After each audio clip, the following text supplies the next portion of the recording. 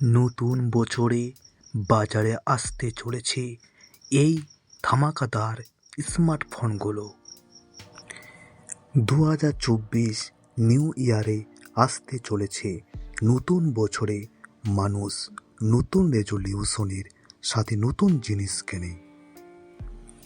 নতুন বছরে অনেকে নতুন ফোন কেনে।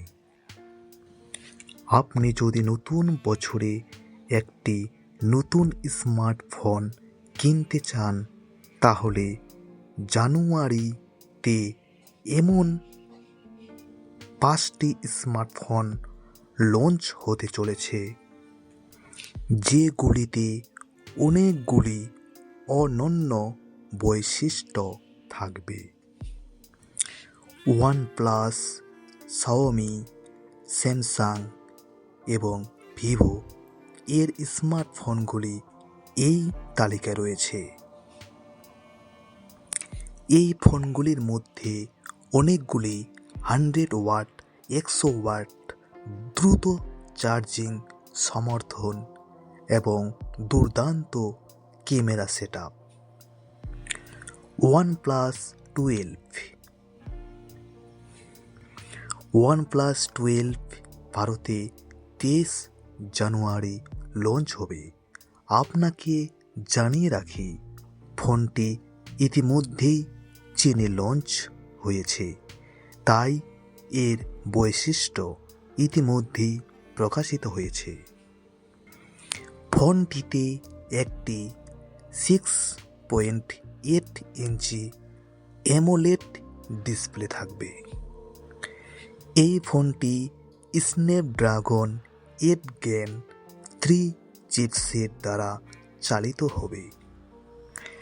এছাড়াও ফোনটি 100 ওয়াট দ্রুত চার্জিং সমর্থন এবং 50 ওয়াট ওয়্যারলেস চার্জিং সমর্থন সহ আসবে। ফোনটিতে 5400 mAh ব্যাটারি থাকবে। ফোনটিতে একটি 50 মেগাপিক্সেল ক্যামেরা থাকবে। শাওমি রেডমি নোট 13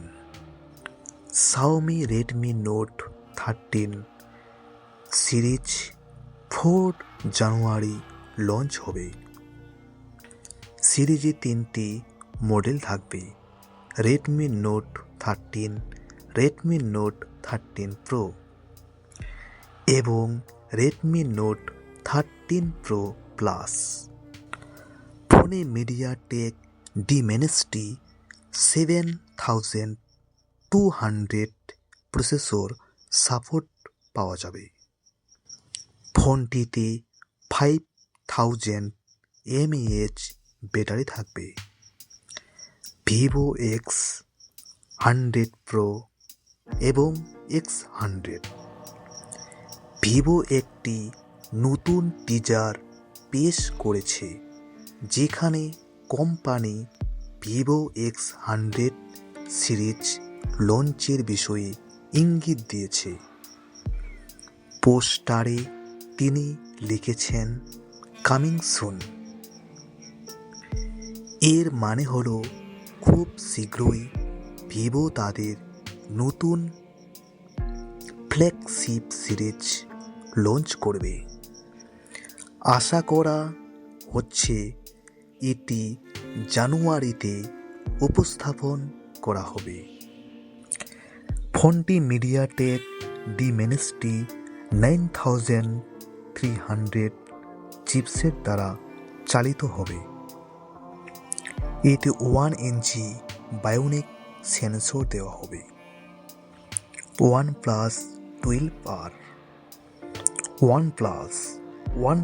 12 এর সাথে ওয়ানপ্লাস 12R ও লঞ্চ করবে, অর্থাৎ 23 জানুয়ারি ফোনটি উপস্থাপন করা হবে। ফোনটির ফিচার এবং স্পেকস সম্পর্কে এখনও কিছু জানা যায়নি।